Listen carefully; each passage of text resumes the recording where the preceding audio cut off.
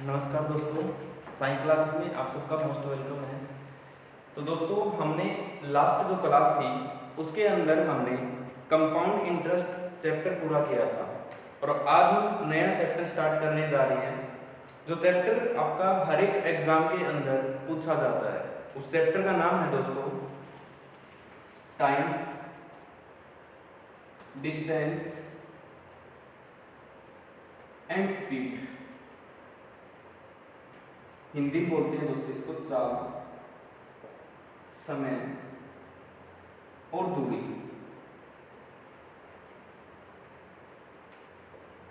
ये चैप्टर बहुत ज़्यादा इम्पोर्टेंट है दोस्तों। क्यों?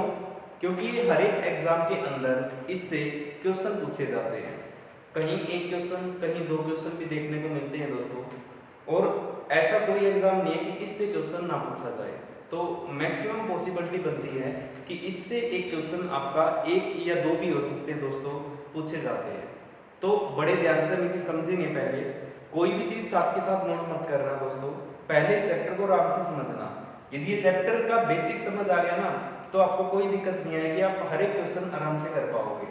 तो ये चीज़ आपको ध्यान रखनी है कि सबसे पहले जो बेसिक पढ़ाया जाए आपको, वो आराम से पढ़ना है। ठीक है दोस्तों, चलो जी करते हैं शुरू।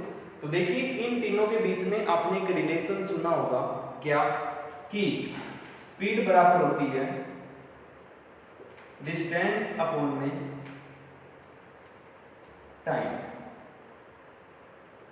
या फिर चाल बराबर होता है दूरी बटा समय। तो जो चाल होती है वो किसके बराबर होती है? दूरी बटा में समय, या फिर स्पीड बराबर होती है डिस्टेंस अपॉन में टाइम। यदि यहां से दोस्तों हमें देखिए टाइम चाहिए, तो टाइम दोस्तों डिस्टेंस तो वैसे ही रहेगा, टाइम यहां जाएगा, स्पीड यहां चली जाएगी, तो स्पीड यहां जाएगी। तो दोस्तों टाइम बराबर क्या हुआ? डिस्टेंस अपॉन में स्पीड, समय बराबर दूरी बटा में चाल। नेक्स्ट चीज हम देखते हैं दोस्तों, यदि मेरे को चाहिए डिस्टेंस, तो डिस्टेंस बराबर आएगी आपकी स्पीड इनटू टाइम। क्यों? क्योंकि ये चीज इसके गुना में आ जाएगी दोस्तों इधर, तो वो आपकी क्या आ जाएगी? डिस्टेंस। तो हमें ये सारी चीजें याद रखने की जरूरत नहीं है। यदि एक आपके पास सिर्फ ये भी पता है तो भी आपका काम चल जाएगा। ठीक है दोस्तों, अब इससे हम आगे चलते हैं। स्पीड और टाइम की बात करें तो इन दोनों में इनवर्सली प्रोपोर्शनल, एक दूसरे के इनवर्सली प्रोपोर्शनल होते हैं, या फिर हम बोल सकते हैं कि एक दूसरे के व्युत्क्रमानुपाती होते हैं। कैसे? देखिए, ये कोई डिस्टेंस है दोस्तों, ये 20 किलोमीटर पर आवर की स्पीड से जाता है और यहां पहुंचने में लगाता है 2 घंटे, 2 आवर्स। ठीक है, अब यदि मैं इसकी स्पीड बढ़ा दूं, डिस्टेंस वही है दोस्तों, यदि मैं इसकी स्पीड बढ़ा दूं तो टाइम ज्यादा लगेगा या कम? आप कहोगे सर टाइम कम लगेगा, तो टाइम कम लगेगा। ठीक है जी। यदि मैं इसकी स्पीड कम कर दूं तो टाइम कैसा लगेगा? आप कहोगे सर ज्यादा लगेगा। तो देख सकते हो, जब मैंने स्पीड को बढ़ाया तो टाइम क्या हो गया? कम। जब मैंने स्पीड को ज्यादा किया तो टाइम कम, और जब स्पीड को कम किया तो टाइम क्या हो गया? ज्यादा। तो मतलब एक दूसरे के उल्टे हैं। कैसे? यदि मैं एक चीज को बढ़ा रहा हूं तो दूसरी चीज कैसे हो रही है? घट रही है। तो बात समझ आई दोस्तों? तो यहीं से हमें एक चीज समझ में आई कि स्पीड जो है या फिर टाइम जो है इनवर्सली प्रोपोर्शनल है एक दूसरे का। तो हम कुछ इस तरीके से लिखते हैं दोस्तों इसको, व्युत्क्रमानुपाती। अब ये चीज आपके काम का आएगी दोस्तों, ध्यान से सुनना। कभी भी आपको स्पीड दी हो, कोई दो व्यक्ति है उनकी स्पीड दी गई है, मान लो ए और बी है, यदि हमें टाइम चाहिए तो इसका अपोजिट कर देंगे दोस्तों, और ये हो जाएगा बी रेशो ए। तो ये चीज आपको ध्यान रखनी है, ये इंपॉर्टेंट चीज है दोस्तों। यदि टाइम दिया है और स्पीड चाहिए, तो टाइम दिया है और स्पीड चाहिए तो इसका अपोजिट कर देंगे, तो वो आपकी क्या आ जाएगी? स्पीड। यहां तक कोई दिक्कत? सबसे पहले हमने फॉर्मूले की बात की, उसके बाद हमने बात की स्पीड और टाइम में कैसा रिलेशन होता है? इनवर्स। तो किस तरीके से लिखेंगे हम? स्पीड ए रेशो बी है, उसके बाद टाइम की बात करें तो क्या बनेगी? B ratio A. दोस्तों इसके बाद हम आगे चलते हैं, यहां तक आपको कोई दिक्कत नहीं है।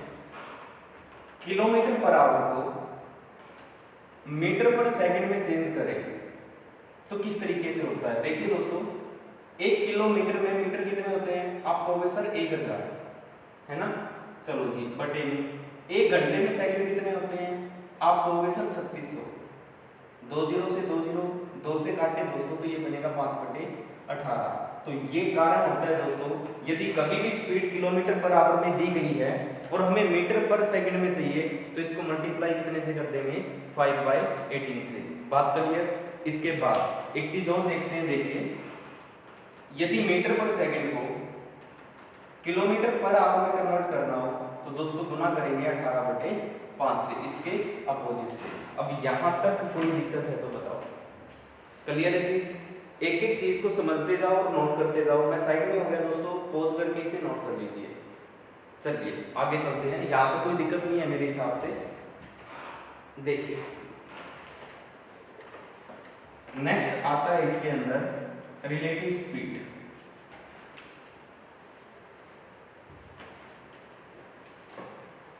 चलो देखिए, रिलेटिव स्पीड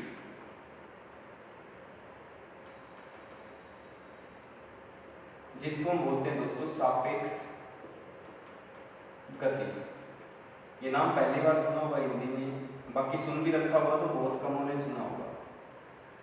ये होती क्या है दोस्तों, देखिए पहले इसके बारे में बात करते हैं कि जो रिलेटिव स्पीड अब क्या होती है। अब 2 व्यक्ति चल रहे हैं, 2 व्यक्तियों के द्वारा एक दूसरे के बीच की जितनी भी डिस्टेंस 1 घंटे में कवर की जाए उसको हम क्या बोलते हैं, रिलेटिव स्पीड। बात समझ आई। 2 व्यक्ति चल रहे हैं, किधर भी चल रहे हो जाए, उनके बीच की जितनी भी डिस्टेंस 1 घंटे में कवर की जाएगी वो उसका क्या रहेगा, रिलेटिव स्पीड। या फिर मीटर पर सेकंड में है तो दोस्तों 1 सेकंड में जितनी डिस्टेंस उन दोनों के बीच की कवर होगी तो वो उसकी क्या कहलाएगी, रिलेटिव स्पीड। ये एक दूसरे के साथ में होती है, अकेली कभी भी नहीं होती। बात समझ आई। जहां पे 2 पर्सन होंगे ये वही काम करेंगे। देखिए दोस्तों, अब ये होती कितने टाइप की है, तो पहला टाइप आपका बनता है ये, दूसरा टाइप तो देखिए 1 किलोमीटर पर आवर की स्पीड से, और ये इधर आ रही है 20 किलोमीटर पर आवर की स्पीड से। ठीक है दोस्तों, और इसकी बात करें तो ये जा रही है 1 किलोमीटर पर आवर की स्पीड से, और ये भी इधर जा रही है 20 किलोमीटर पर आवर की स्पीड से। हमारी जो रिलेटिव स्पीड है दोस्तों ये 2 बनती हैं, और इन्हें बड़े ध्यान से समझना क्योंकि सारा खेल इनका रहेगा, क्योंकि इन पे ही क्वेश्चन मैक्सिमम पूछा जाता है। अब ध्यान देना, पहले वाले केस की बात करते हैं, ये वाला केस। तो देखो 2 गाड़ियां आ रही है इस तरीके से, ये 2 गाड़ियां हैं और एक दूसरे को पार करना है और इस तरीके से चलती आ रही है। मान लो ये इनके बीच की डिस्टेंस है, तो 1 घंटे में दोस्तों ये ए चली और ये इधर से बी चली, तो 1 घंटे में टोटल चली कितनी है, इनके बीच की डिस्टेंस ही कवर हो रही है ना। कवर होने का मतलब जो इनके बीच की डिस्टेंस कम होती है। तो दोस्तों इधर से मैं चला तो देखो इधर से ये ए, इधर से ये बी, फिर ए फिर बी, फिर ए फिर बी, इस तरीके से चलेगा ना। तो इधर से ए, इधर से बी, तो चलिए तो देखिए दोस्तों 1 घंटे में दोनों के बीच की डिस्टेंस कवर कितनी हुई, ए प्लस बी और किलोमीटर पर आवर।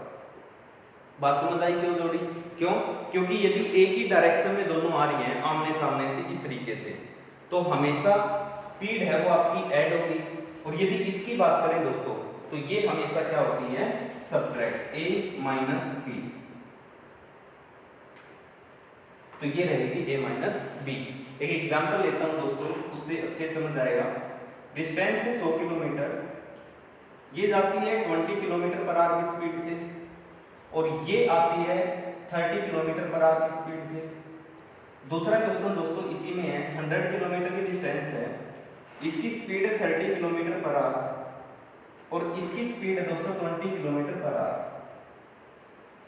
दोनों ही केस के अंदर हमें ये निकालना है कि कितने समय में एक दूसरे को क्रॉस कर लेंगे, कितने समय में यह एक दूसरे को क्रॉस कर लेंगे। तो देखिए दोस्तों टोटल डिस्टेंस चलनी है 100, यदि दोनों के बीच की डिस्टेंस 100 पूरी कवर हो जाए तो वो एक दूसरे को पकड़ लेंगे।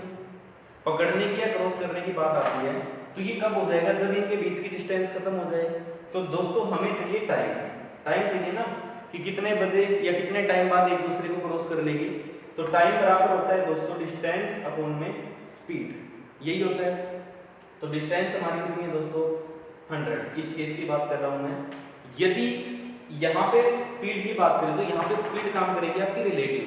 तो दोस्तों ये इस तरीके से आ रही है ऐसे और ऐसे आ रही है, तो इस केस में मैंने आपको क्या बताया, जोड़े नहीं। तो दोस्तों दोनों को जोड़े तो 1 घंटे में 50 चल जाएगी, तो 100 कितने घंटे में, 2 घंटे में। तो 2 घंटे में ये एक दूसरे को पकड़ लेगी। बात क्लियर। इस पे आते हैं दोस्तों दूसरे केस में, सेम वही रहेगा, टाइम बराबर क्या होता है, डिस्टेंस अपॉन में स्पीड। तो डिस्टेंस हमारी कितनी है 100, स्पीड की बात करूं, देखो वो पीछे से 30 चलेगा, अब इस पे ध्यान देना, वो पीछे से 30 चला, ये आगे की तरफ 20 निकल गया। तो दोस्तों जो इनके बीच की डिस्टेंस है वो कवर कितनी हुई, आपको होगी सिर्फ 10 ही हुई। सर क्यों, देखो पीछे वाला 30 आगे की तरफ बढ़ा और आगे चल रहा था ना वो 20 आगे चला गया, तो वो 20 गया, ये 30 आया, तो 20 तो कटी गई ना, जितना गया बचे कितने 10। तो इसलिए इसको हम माइनस करते हैं दोस्तों, और माइनस करें तो कितना आएगा 10, तो 10 से काटे तो इस केस में कितने घंटे में पकड़ेगा इसको, वो 10 घंटे में इसको पकड़ लेगा। बात पता चली दोनों की क्या है, क्या फर्क है इनमें। क्लियर यहाँ तक। चलिए साइड में हो गया, वो इसे नोट कर सकते हो, ये एग्जाम में क्वेश्चन पूछा जाता है बड़े अच्छे से। चलो जी नेक्स्ट चलते हैं आगे, नोट बना के लिखिए, डालिए हेडिंग और लिखिए नोट बना के, when a train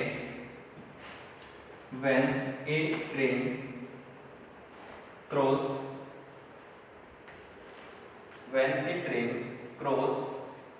a pole, देखो यहां से लिखो इसको, पोल, ट्री, मैन,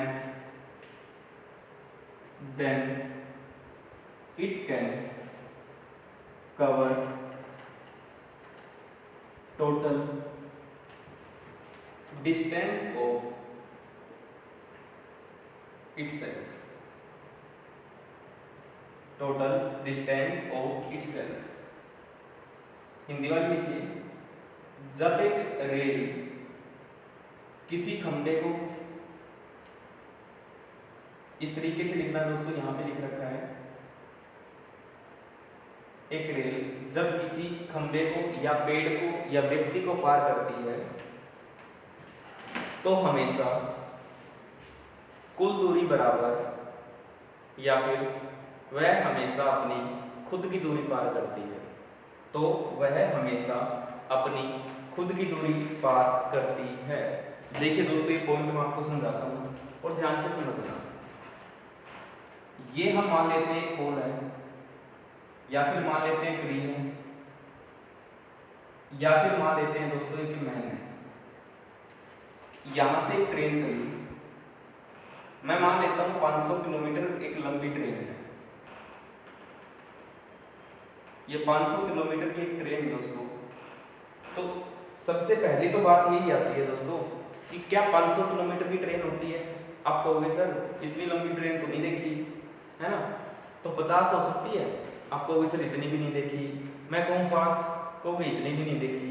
तो दोस्तों आपको एक चीज़ अपने माइंड में यहीं से सेट करनी है, कभी भी स्पीड ट्रेन की लेंथ की बात करें तो दोस्तों ये हमेशा किस में आती है, किलोमीटर में, ना कि मीटर में आती है। और मीटर में 500 मीटर भी हो सकती है, 600 मीटर भी हो सकती है, कोई दिक्कत नहीं है। दोस्तों आपको एक चीज़ ध्यान रखनी है, ये हमेशा किस में होगी, मीटर में। ये बात क्लियर होगी या नहीं। कभी भी आपको length of the speed find करनी है तो लेंथ ऑफ द ट्रेन ज्ञात करनी है या फिर ट्रेन की लेंथ निकालनी है तो वो हमेशा किस में आएगी, मीटर में आएगी। ये बात क्लियर। अब ध्यान दो, ये पोल को पार कर रही है। अब दोस्तों पोल की लेंथ कितनी होगी, मतलब ये जो ब्रेथ की बात करते हैं, ये चौड़ाई जो है कितनी होगी। दोस्तों आपने गांव में एक चीज देखी होगी कि 1 मीटर आपका इतना होता है, इसी तरीके से देता है। यदि मैं हाफ मीटर की बात करूं तो यहाँ पे होगा ना, जो मेरी खुद की मैं मानूं तो मेरी जो ये चौड़ाई है ये कितनी है दोस्तों, ये है 0.30, क्योंकि मैं हाफ से भी कम हूं ना, 0.30 मीटर। देखो 1 मीटर इतना होता है, आधा मीटर यहाँ तक बनेगा, तो दोस्तों मेरी तो आधे से भी कम है, तो मैं इसका मतलब मैं लिख सकता हूँ 0.30 मीटर, बिल्कुल लिख सकते हैं। अब एक बात बताओ दोस्तों, आपके पास है 1 लाख रुपए, ठीक है, और इसमें से आपके 25 पैसे गिर जाते हैं तो कितने पैसे रहे। आप कहोगे सर मजाक ना करो, ये 1 ही लाख है।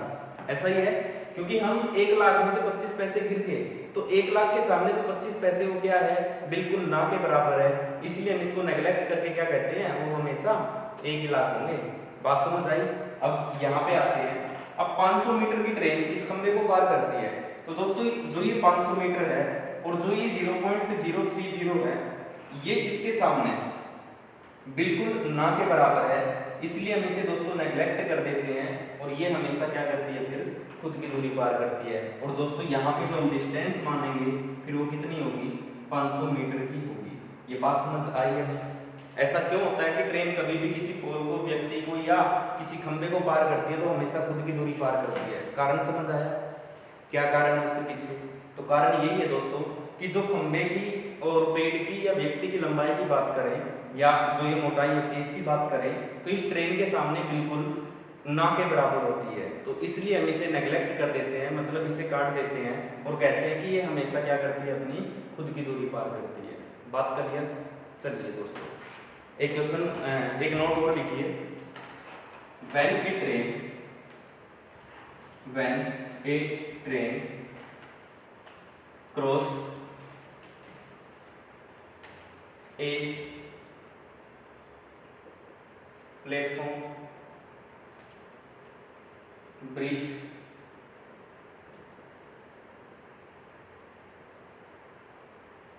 टनल या अदर ट्रेन, यहां से नोट कर लीजिए। When a train crosses a platform, bridge, tunnel and other train, then it can cover total distance। उसके बाद इक्वल का निशान लगा के दोस्तों आपको क्या करना है, ट्रेन प्लस ये लिखना है। एक बार फिर सुनो।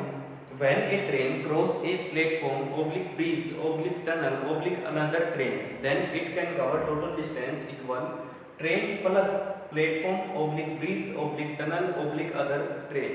ठीक है दोस्तों, इतना लिखना है। हिंदी वाले लिखिए, एक रेल जब किसी प्लेटफॉर्म, ओब्लिक, पुल, ब्रिज या फिर गुफा या फिर दूसरी ट्रेन, इस तरीके से लिखनी है दोस्तों आपको हिंदी में। प्लेटफॉर्म, ओब्लिक पुल, ओब्लिक गुफा, ओब्लिक दूसरी ट्रेन को पार करती है तो कुल दूरी बराबर जो रहेगी दोस्तों वो आपको लिखनी है रेल प्लस जो ये आगे लिखा हुआ है सेम। कुल दूरी बराबर rail plus platform, oblique tunnel मतलब जो गुफा है, ओब्लिक ब्रिज मतलब जो पुल है, ओब्लिक या कोई दूसरी रेल है। ठीक है दोस्तों, इस पॉइंट को समझते ही ध्यान देना। इसमें देखो ये ट्रेन है दोस्तों, बड़े ध्यान से समझना है क्वेश्चन, और ये एक प्लेटफॉर्म है, लो जी ये रहा। ठीक है, इसको मैं प्लेटफॉर्म मान लेता हूँ या फिर टनल मान लेते हैं या फिर ब्रिज मान लेते हैं। हिंदी में बोले तो प्लेटफॉर्म, दूसरा गुफा, खुफा लिख दिया भाई, ये गुफा है। ठीक है, और इसकी बात करें तो ये है पुल। तो दोस्तों यदि हम इसकी बात करें, देखो ये ट्रेन इस ब्रिज को पार करवानी है, तो यहाँ से हमने चलनी शुरू करवा दी, ये चल पड़ी। अब मैं इसको यहाँ पे ले आया, तो एक बात बताओ दोस्तों, क्या इसने इसको पार कर लिया? आपको वैसा नहीं किया। लेकिन यदि मैं इसको कुछ इस तरीके से बना दूं ये, तो अब मैं पूछता हूँ क्या इसने इसको पार कर लिया? आपको वैसा अब पक्का पार कर लिया इसको। क्यों?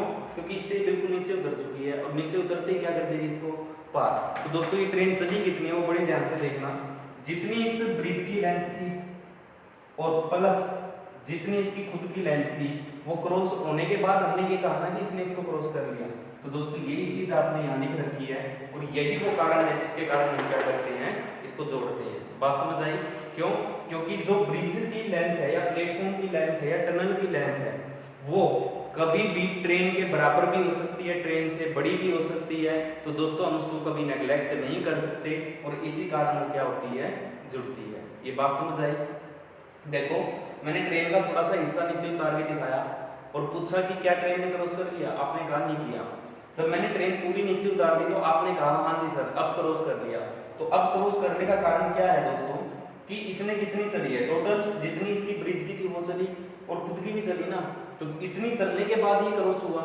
तो इसीलिए हम क्या कहते हैं दोस्तों, कभी भी इनको पार करती है ना तो कुल दूरी बराबर क्या होती है, रेल की प्लस प्लेटफॉर्म है तो प्लेटफॉर्म, पुल है तो पुल और गुफा है तो गुफा और कोई दूसरी ट्रेन है तो दूसरी ट्रेन की लेंथ जुड़ के टोटल डिस्टेंस बनती है। बात क्लियर? चलो जी ये पॉइंट भी क्लियर होगा दोस्तों। मैंने इसमें आपको एक ट्रेन का केस नहीं बताया, बाकी तीनों आगे देखो सिर्फ ट्रेन रहती है। अब ट्रेन वाला केस ध्यान से समझना और इससे एग्जाम में क्वेश्चन पूछे जाते हैं और ध्यान से देखना इसको। देखिए ट्रेन वाले में आपके दो केस बनते हैं दोस्तों और ये दोनों ही केस इंपॉर्टेंट है। पहला केस,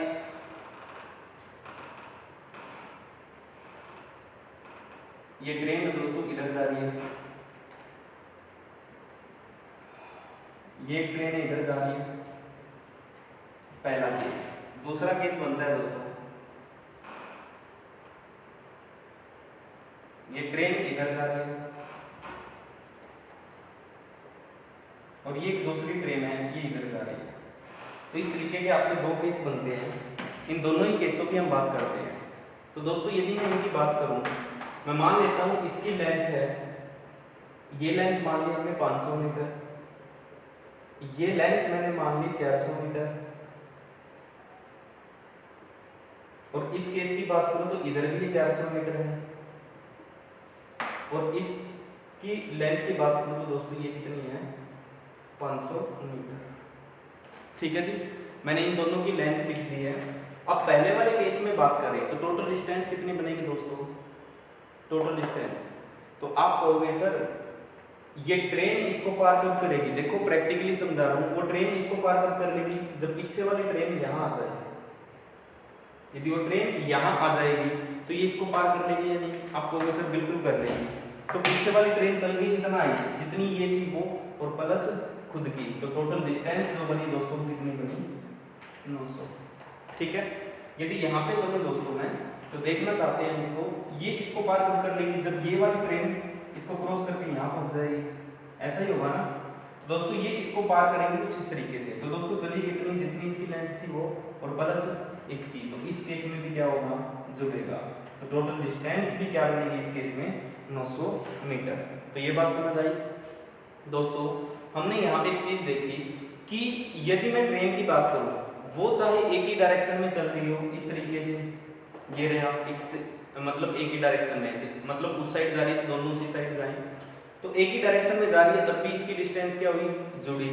लेकिन इसकी बात करूं दोस्तों, जब ये आमने सामने से इस तरीके से आ रही है और तब भी क्या हुई है, जुड़ी है।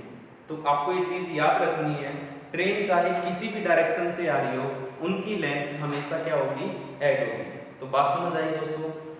एक चीज और देखते हैं, देखिए इसकी स्पीड मान लेता हूँ दोस्तों 40 किलोमीटर पर आवर है और इसकी स्पीड मान लेता हूँ 40 नहीं दोस्तों, इसको 50 मान लो, इसको मान लेते हैं 40 किलोमीटर पर आवर है।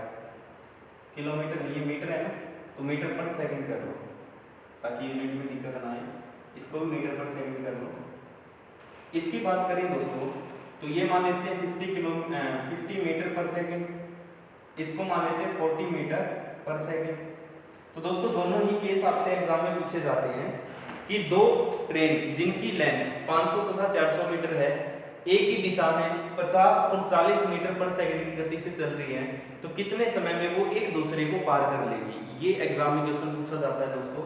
तो देखिए दो ट्रेन है हमारे पास, ठीक है, इनकी स्पीड है 50 और 40 और एक ही डायरेक्शन में जा रही है, तो कितने समय में पार कर लेगी। तो दोस्तों देखो पहले तो हम लिखेंगे समय पूछा गया है, तो टाइम बराबर क्या होता है, डिस्टेंस अपॉन में स्पीड, ऐसे ही बताया था।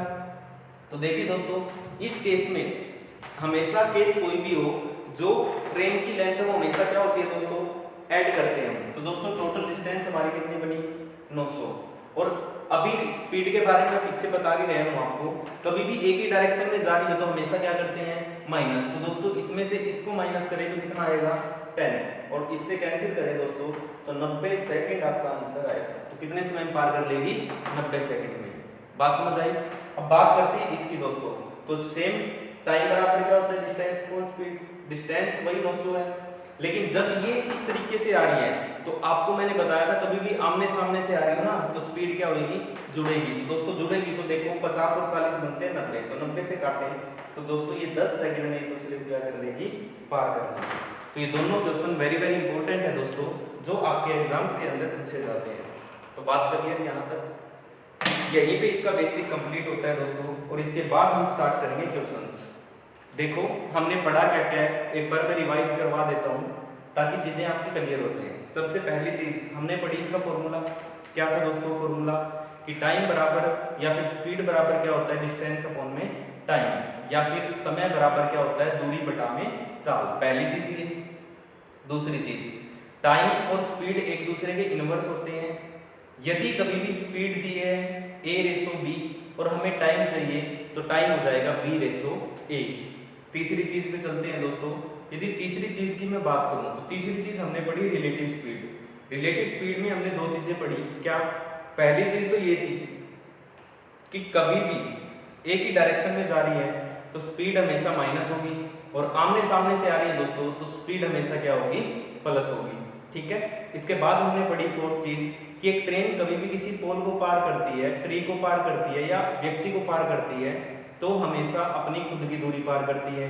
तो इसके बाद हमने पढ़ी कि एक रेल कभी भी किसी प्लेटफॉर्म को, किसी ब्रिज को, किसी टनल को या किसी दूसरी ट्रेन को पार करती है तो हमेशा खुद की प्लस जो भी चीज है इतनी डिस्टेंस कवर करती है। एक केस मैंने आपको समझाया डिस्टेंस वाला है ट्रेन का। तो ट्रेन चाहे आपकी किसी भी डायरेक्शन में चल रही हो दोस्तों, ये हमेशा डिस्टेंस इसकी ऐड की जाती है, कारण आपके सामने रहा। ठीक है। सिर्फ जो घटाई और जोड़ी की बात करें तो वो सिर्फ स्पीड होती है दोस्तों। यदि एक ही डायरेक्शन में जा रही है तो माइनस होगी, और आमने सामने से आ रही है तो दोस्तों प्लस होगी। तो दोस्तों ये इसका बेसिक था, जितना आपको ये पढ़ाया। यदि ये अच्छे से समझ आ गया तो क्वेश्चन आपके सारे हो जाएंगे, कोई दिक्कत नहीं आएगी। तो दोस्तों उम्मीद करता हूँ ये चीज़ आपकी बिल्कुल क्लियर होगी। तो कोशिश करना इसको अच्छे से तैयार करके आओ नेक्स्ट क्लास में, ताकि क्वेश्चन करते टाइम हमें कोई दिक्कत ना आए। यदि आपको ये चीज़ आती है तो मैं गारंटी देता हूँ आपको पूरा चैप्टर बहुत अच्छे से आएगा समझ। ठीक है दोस्तों, और वीडियो को ज़्यादा से ज़्यादा लाइक करो, शेयर करो, सब्सक्राइब करो दोस्तों। यदि मज़ा आ रहा है तो लाइक भी कर सकते हो। ठीक है। तो आज के लिए इतना ही। Thank you so much, bye bye, take care, thank you so much, have a nice day.